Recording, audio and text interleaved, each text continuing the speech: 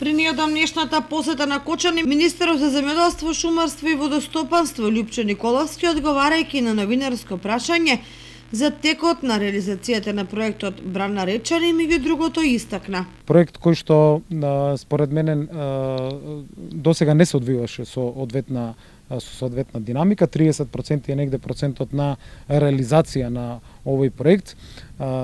Станува збор за проект кој што и договор кој што беше склучен пред многу години.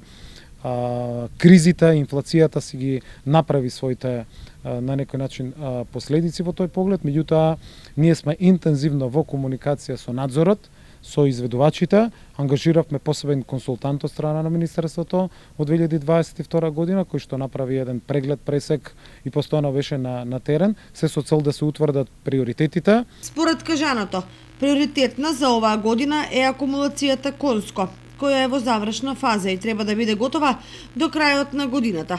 Меѓутоа, вториот приоритет е токму Речани. И Николовски се пожали дека изведувачот на градежни работи не ја спроведува потребната динамика и на тој план нешто ќе мора да се преземе. Од Министерството неколку пати и од надзорот се испратени опомени до изведувачот дека работите мора да забрзат и дека мора да се држат до динамичкиот план кој што го имаме. Рокот е мај 2024 година, меѓутоа секако дека нашите напори во овој период ќе бидат да биде забрзана динамиката и проблемите, вклучително и проблемите кои што ги имаме во делот на експроприацијата.